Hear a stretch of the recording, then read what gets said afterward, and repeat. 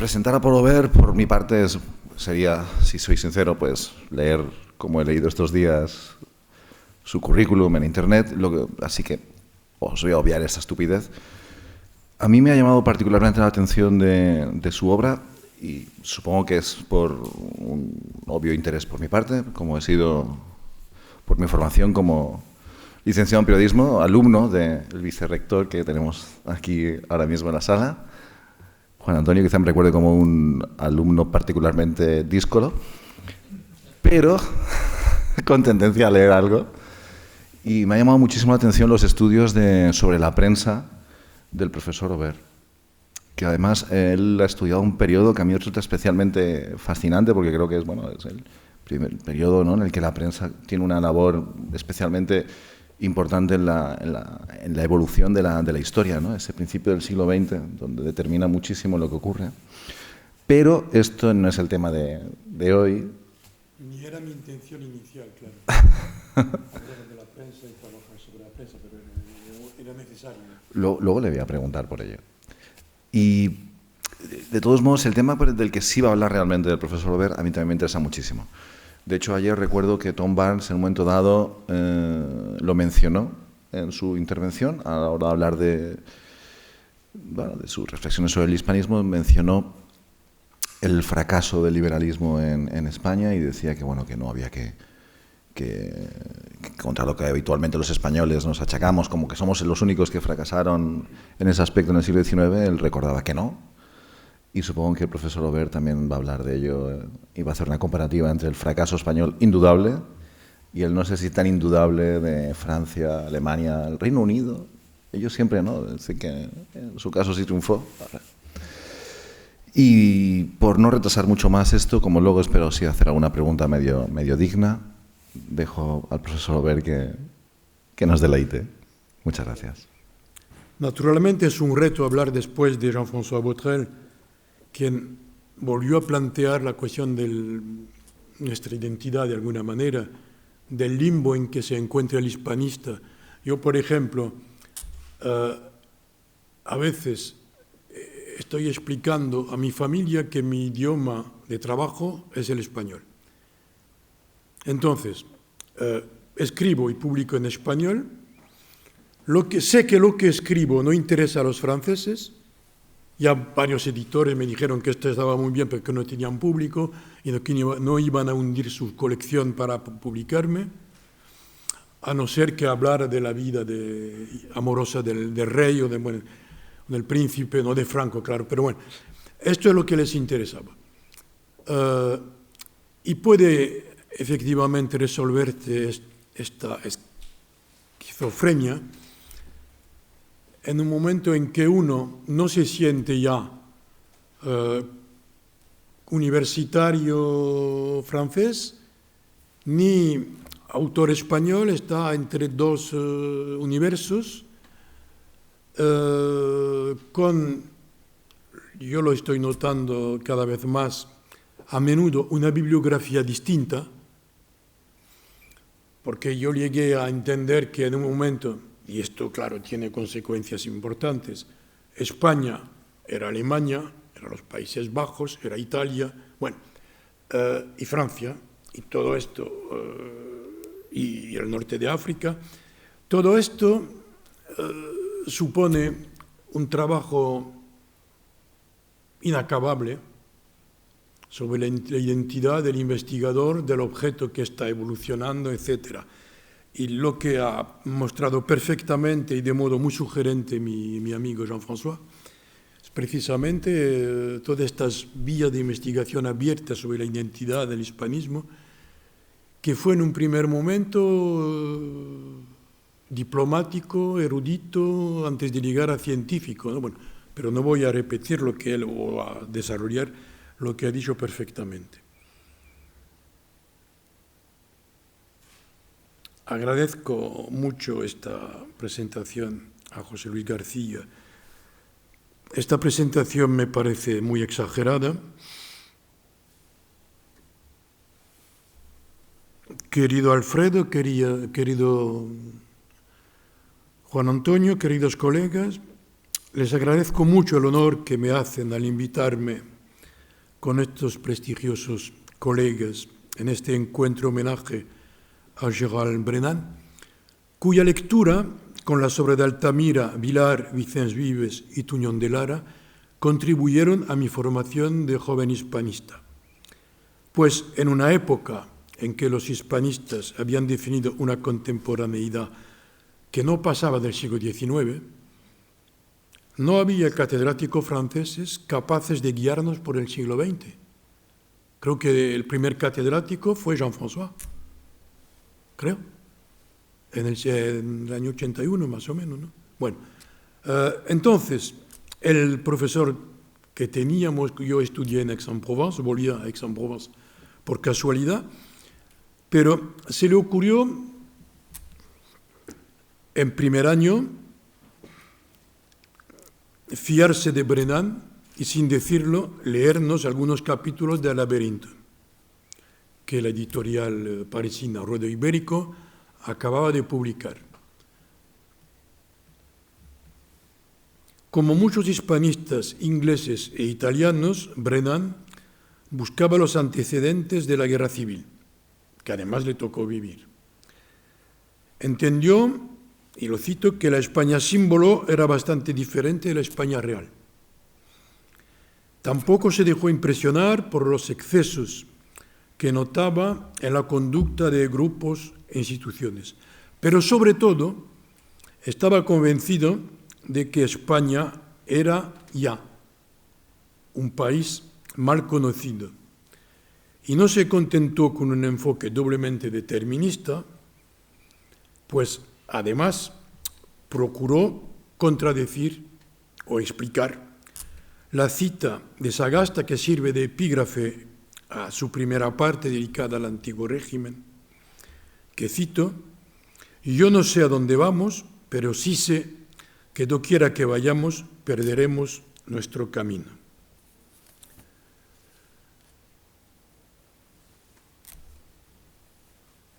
Pues la reflexión la enfoco desde la soberanía, pero con la nación inacabada.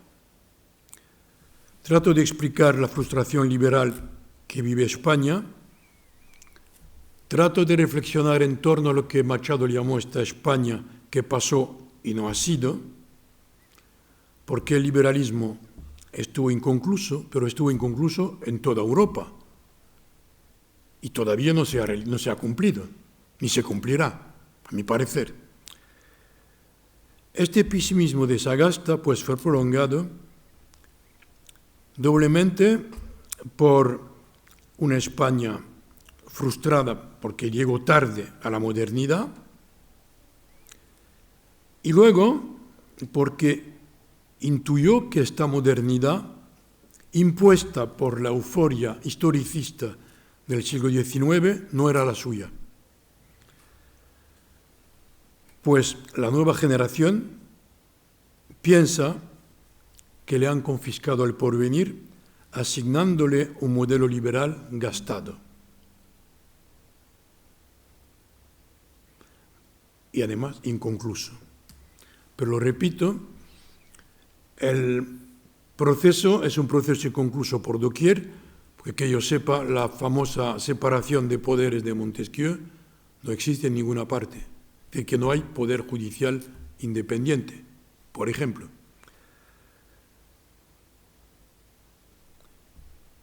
Entonces, enfoqué mi reflexión a partir de la cuestión de la doble soberanía, de la mirada retrospectiva que impuso este enfoque, lo cual desemboca en un eterno debate constituyente.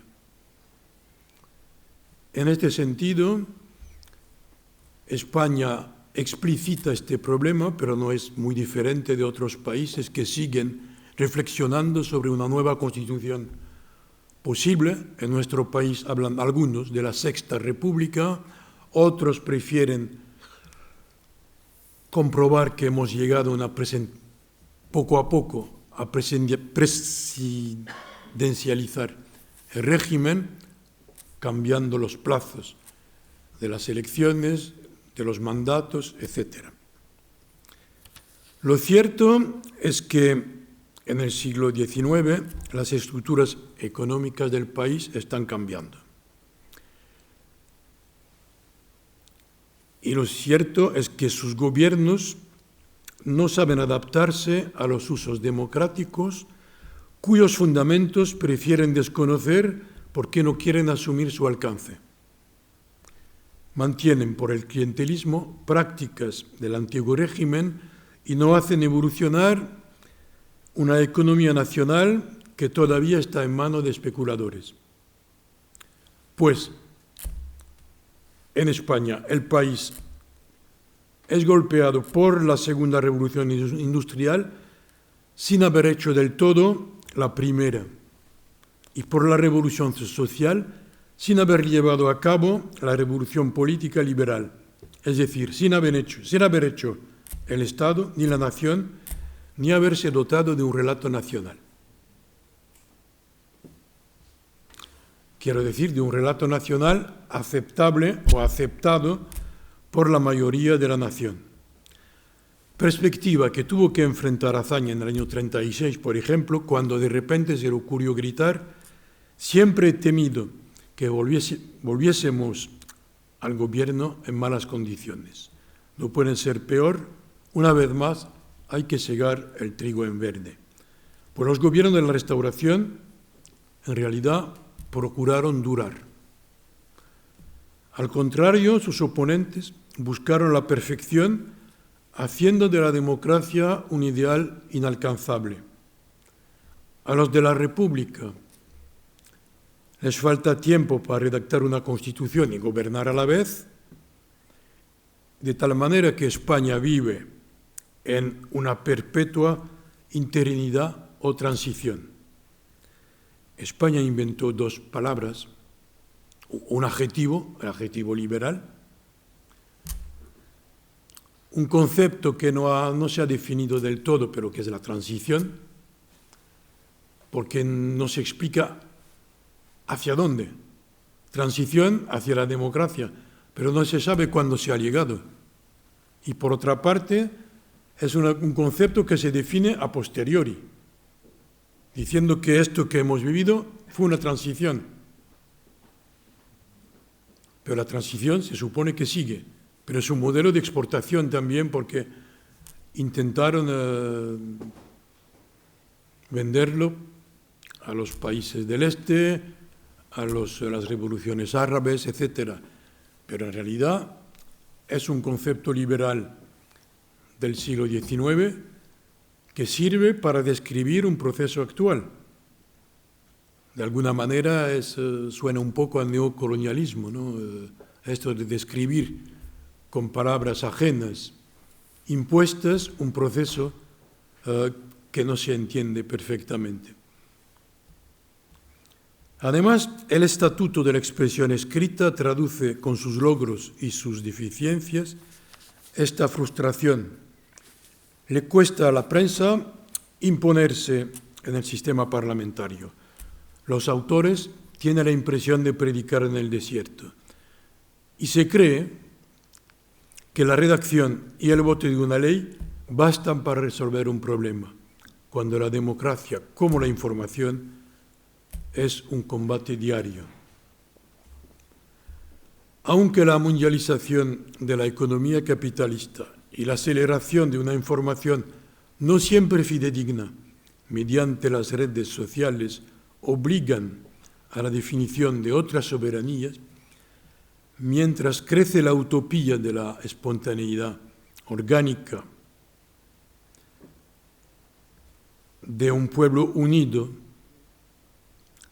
en este nuevo ciclo amenaza a los ciudadanos el consumo de más noticias falsas que verdaderas. Pero sin información no hay libertad y sin libertad no es posible la democracia. Entonces, mi modesta intervención está dedicada a la evocación de estos momentos críticos entre la reforma y la revolución en que pudo haberse definido en España otra soberanía. Cuando España entra en el siglo XX, parecen reunidas las condiciones propicias a la democratización del sistema político, pues el turno de unos partidos dinásticos gastados es imposible. Ayer Juan Pablo Fusi habló de una primera restauración hasta el año 9, pues la segunda efectivamente es la restauración con un turno imposible a partir del Maurano, que ya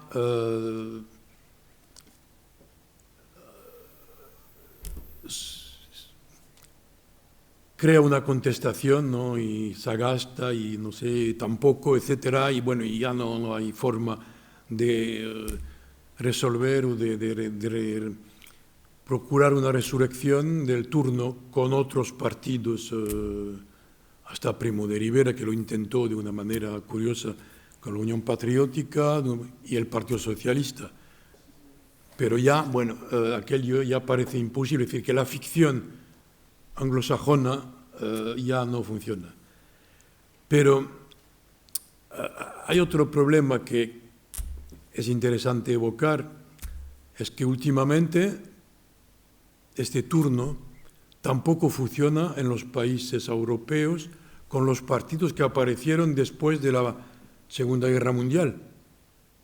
Es decir, en Italia, en Francia y en España después del franquismo.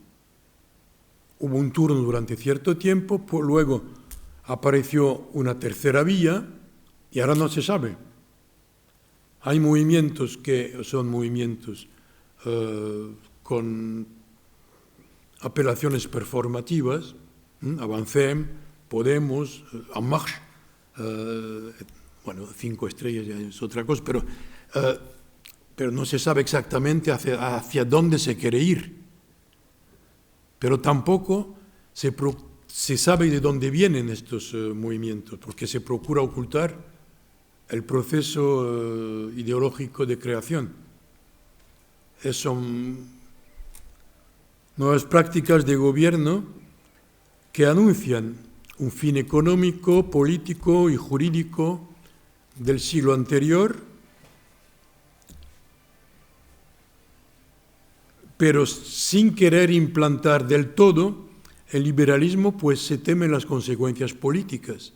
Se aceptan las consecuencias económicas porque favorece por todas partes a la oligarquía, pero tanto Guizot en Francia con la Restauración como Cánovas no aceptan las consecuencias políticas porque el sufragio universal supone una apuesta que no quieren enfrentar, porque no se sabe realmente lo que puede pasar si el proletariado viniera a votar. Y, por otra parte, estas concepciones liberales de la nación en armas les parece peligrosa porque supondría armar al proletariado. No se atreve nadie a enfrentarse con el peso de la Iglesia y, por consiguiente, a la definición nueva del poder.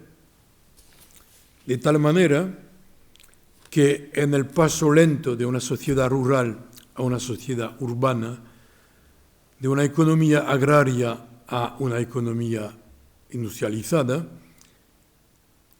la estructura socioeconómica no favorece la reforma parlamentaria ni la asimilación de nuevas formas políticas.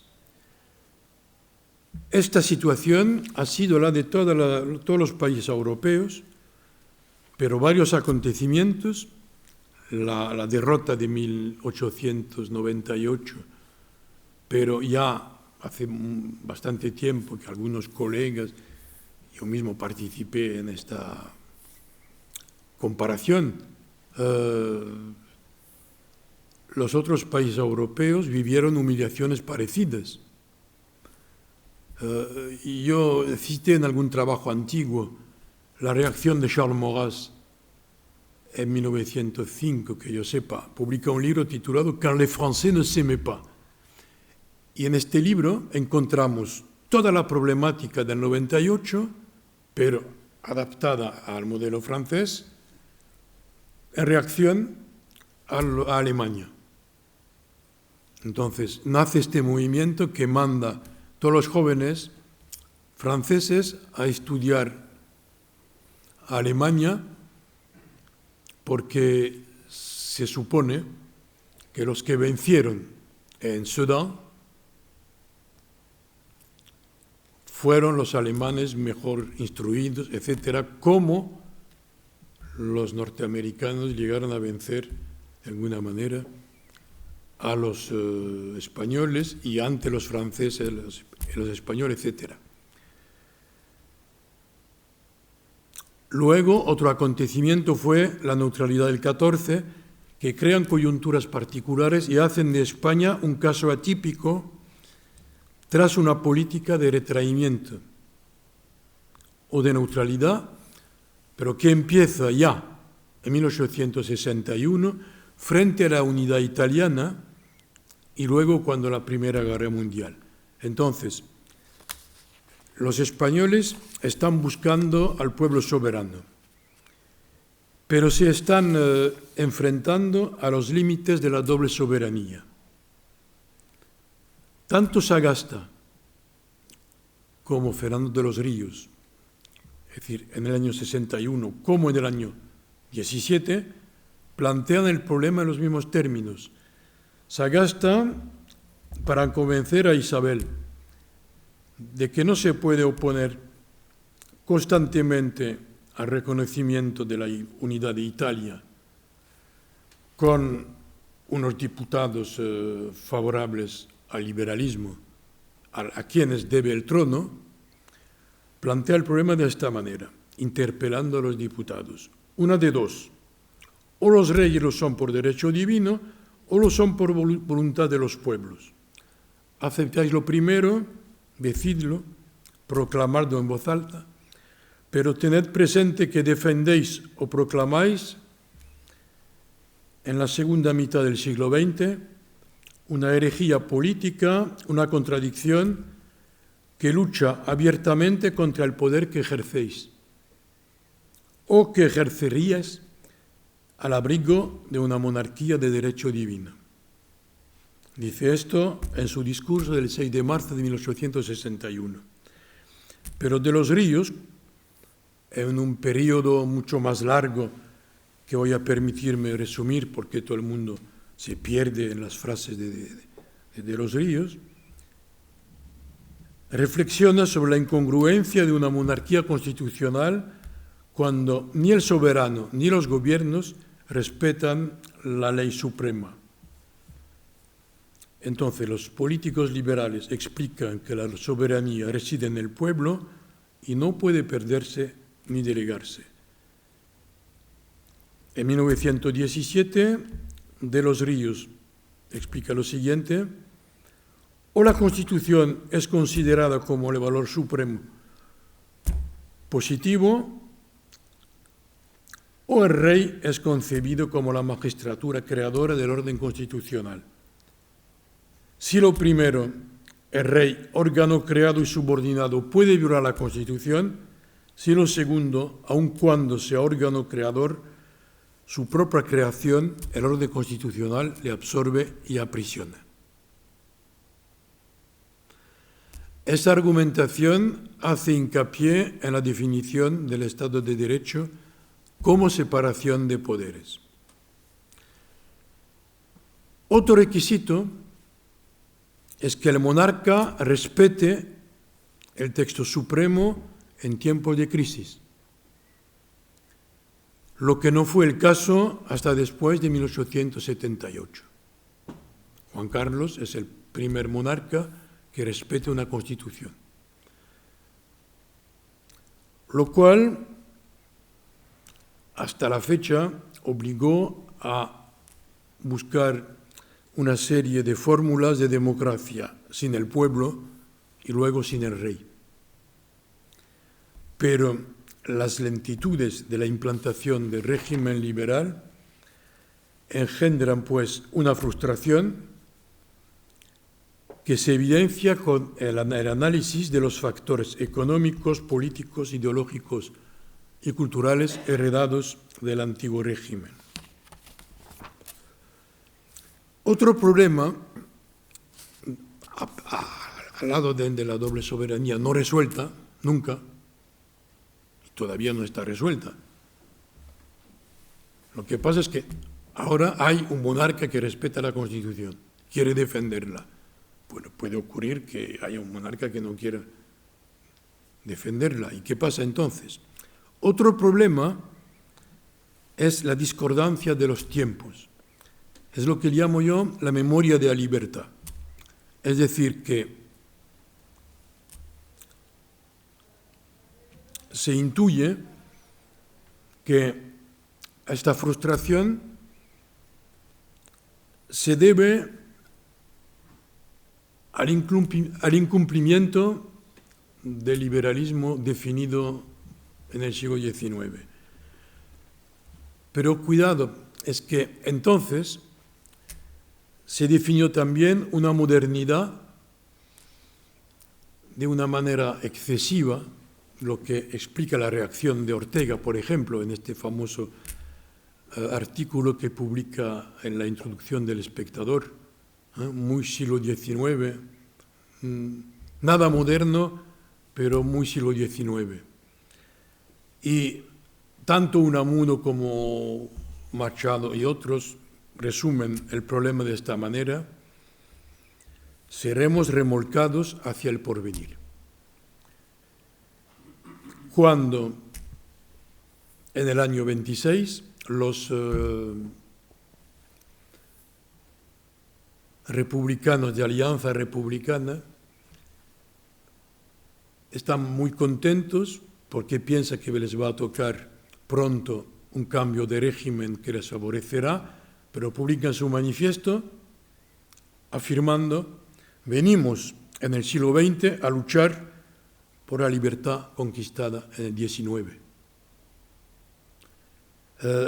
Esta memoria de la libertad, esta idea de que se puede llegar al fin de un ciclo, explica también, además de la frustración permanente de los liberales, una serie de confusiones entre la reforma y la revolución, entre la democracia y la república, entre el Estado y el gobierno. Este porvenir, confiscado por el entusiasmo historicista del siglo XIX, llega a instalar de alguna manera un liberalismo inconcluso.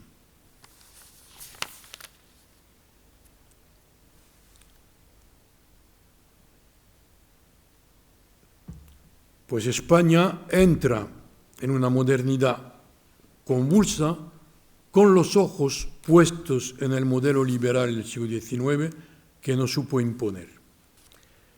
En la última etapa del régimen de la Restauración, los intelectuales que habían llegado a pedir la democratización del régimen desde la ética liberal, el republicanismo y la aliadofilia, se sienten defraudados porque vencen las democracias, pero la democratización que esperaban en España como consecuencia no se produce. Y entonces el desajuste es doble.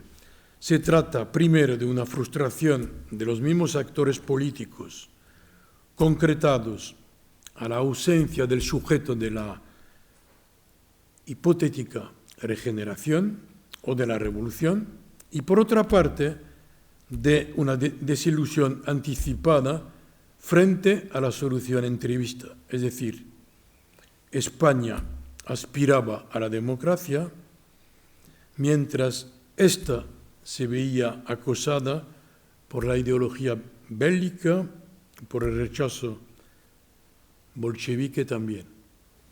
Es decir, que tiene la impresión de un desengaño absoluto. Es decir, que ha luchado por valores del siglo pasado que no logró imponer, y ahora este modelo le parece gastado. Entonces, esta discordancia, esta divergencia, se tradujo por un retraso ideológico, es decir, que las élites culturales aspiraban a democratizar un régimen cuando el ideal democrático ya no estaba de moda en Europa, y comprobaban que el pueblo de los liberales no tenía entonces nada que ver con el proletariado. Entonces, la crisis del año 17 representa la última oportunidad de encontrar una solución negociada. Pero este episodio acaba con una quiebra social, una fractura nacional.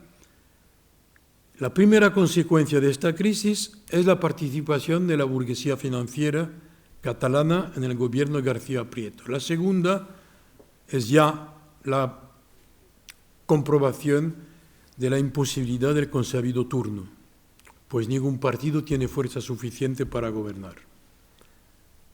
Entonces, de nuevo, se tiene la impresión de que España se abre a la modernidad, se acoge a un modelo político cuyo agotamiento es patente un siglo después, ahora con veleidades de reforma constitucional y con el impacto de entidades transnacionales, es decir, más allá del Estado-nación.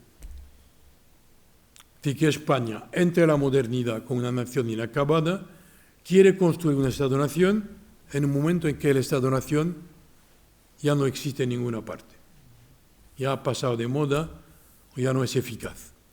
Y la Constitución se ve desbordada por la normativa europea o con prácticas neoconstitucionales, diremos, de grandes empresas que crean normas que retan directamente el derecho constitucional nacional. Entonces se tiene la impresión de vivir el fin de un siglo. Y esto tiene tres consecuencias. Primero, genera un debate constituyente en torno a la índole del régimen o la mejor manera de cambiarlo, reforma o revolución. Esto postula una cultura común que exprese una confianza colectiva y dé cohesión social y ética al conjunto. Por consiguiente, los discursos separatistas se fundamentan en una diferenciación lingüística y rechazan cualquier principio de asimilación cultural. Y este debate dura a partir del año 17 hasta en España hasta el 33 o el 36, y este debate que ha surgido de nuevo últimamente no está acabado. Luego se proponen otras formas de gobierno. El mismo Ortega piensa que se ha llegado el momento de una obra nacional de amplia justicia y que el país tiene que elegir un modo de representación, es decir, sea un parlamento llamado entonces industrial, sea una asamblea nacional de capitalistas y trabajadores, sea una organización de asambleas regionales. Y propone que los adversarios se encuentren, depongan sus espadas y discutan serenamente, lo cual, que yo sepa, todavía no se ha conseguido. La tercera consecuencia es la apertura del país a Europa. La línea del horizonte arde en un incendio fabuloso, escribe Ortega, de la guerra. Me refiero a la Primera Guerra Mundial. Saldrá otra Europa y es forzoso intentar que salga también otra España. Entonces, esta historia de la anomalía española pues ya no sirve. Esto lo proclamó Ortega en el año 15.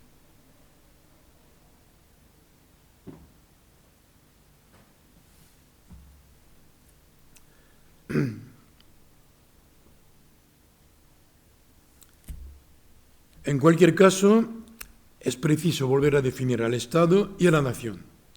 Pero el ideal que entonces no cuajó, que siguió vigente a lo largo de los periodos de los gobiernos democráticos que siguieron, ya no pueden solucionar los problemas del presente. De tal manera que el sistema por el que se militó parecía anticuado antes de poder implantarse en España. Lo que no le había escapado a Azaña, según lo recordé en la introducción. Por otra parte, Azaña vaticinaba unos años antes que la burguesía ilustrada no disponía de los medios ni del tiempo necesario para gobernar.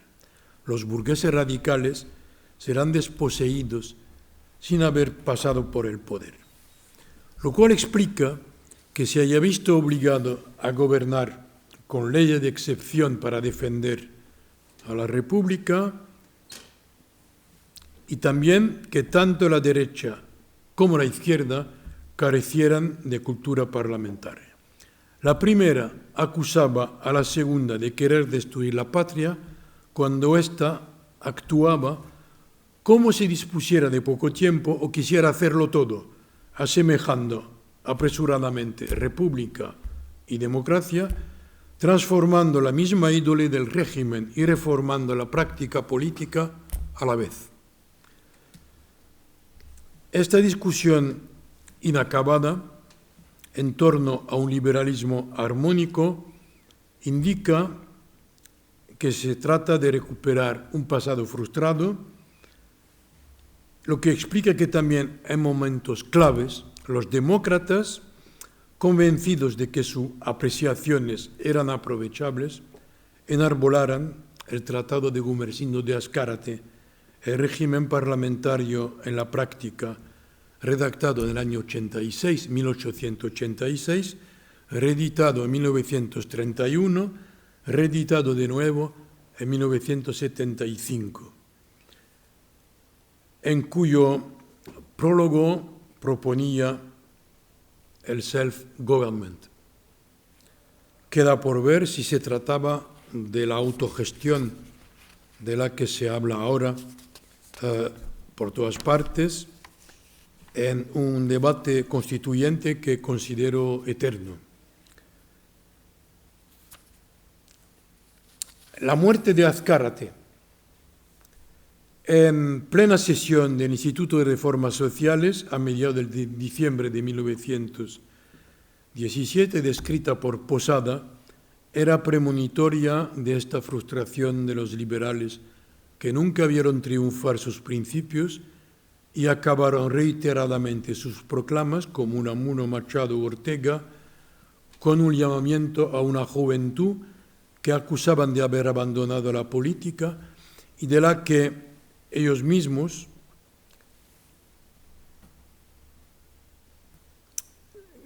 preferían retirarse. Unamuno habla de una juventud, Machado también, de una juventud más joven, pero ellos tienen unos 30 años, confían en la otra generación, ellos no quieren darse por enterados. Y la otra generación no acepta la herencia, lo cual naturalmente puede ser halagador para los mayores porque no hay herederos, pero tampoco hay herencia. Y Azaña llega a proclamarse entonces demócrata violento, lo que significa que la Constitución es lo único que le importa, que todo tiene que estar incluido en la ley suprema. Entonces, está consciente de que España llega tarde a la democracia, que ésta es tan imperfecta como en las demás naciones, donde su funcionamiento está cuestionado ahora y merece una nueva definición. Pues los intelectuales hablaban en nombre de un pueblo que no existía todavía y a cuya formación tenían que contribuir en un país rural que tenía dificultades para democratizarse o acceder a la difusión social de la actividad científica. Querían que el pueblo accediera a la representación parlamentaria cuando las masas estaban en la calle y se preguntaban si no se equivocaron sobre la entidad de la gente del cambio. Esta divergencia ilustra el malestar del liberal, que busca a un pueblo idealizado sobre quien tendría que estribar el pacto constituyente, pero se siente luego desilusionado por la república burguesa que acaba de proclamar. Esta frustración nace, pues, de una doble comprobación. El sistema instaurado postula su propia superación sin ser capaz de llevarla a cabo, mientras se va acelerando el imperativo de hacer frente a la cultura de masas. Estas confusiones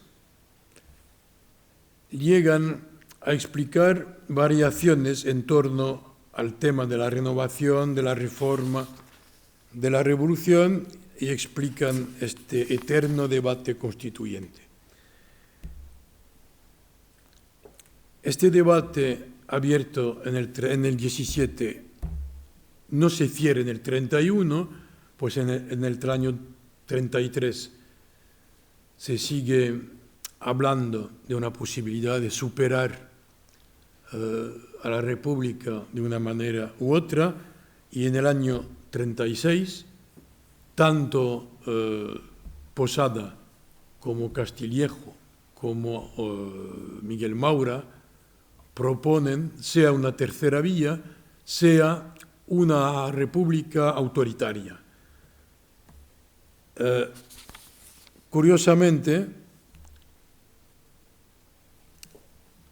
los hombres que participaron en luchas colectivas con la esperanza en toda Europa de vivir sin trabas, de disponer de los bienes naturales y de los frutos de su trabajo, pues ven su lucha por la libertad y la igualdad que da lugar a su acción desde la Constitución, desde las revoluciones inglesa, americana, francesa o española, hasta nuestros días,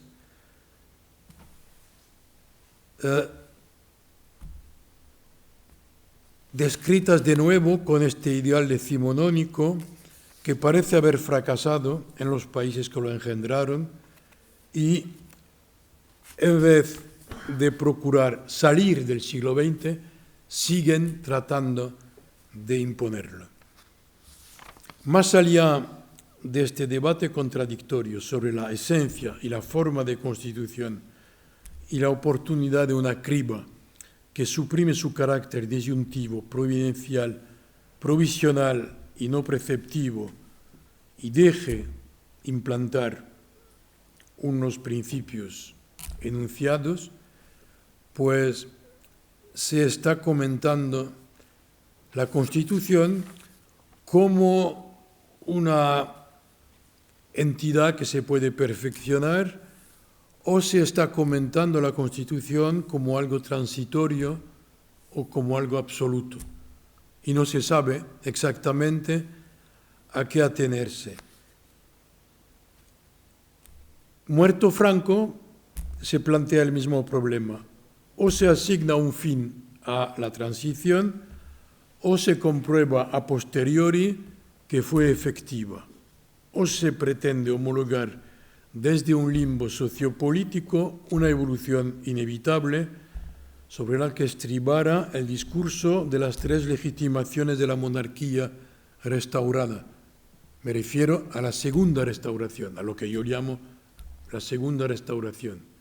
Pero restaurar significa volver hacia atrás, y es imposible tanto en la época de Guizot como en la época de Juan Carlos, volver hacia atrás, o en la de Cánovas. Se restaura un principio, pero no se puede restaurar un estado estructural que ha cambiado mucho. Las tres legitimidades fueron, pues, naturalmente, la franquista, la monárquica y la democrática. Entonces, se redactó el texto más largo de la historia constitucional, pero también un texto revisable, que encerraba disposiciones temporales en cuanto al ordenamiento de un Estado que, por otra parte, se cuida entonces de no definir y se vuelve al defecto que denunciara Azaña, que es una Constitución que tiende a ser algo y no llega a serlo.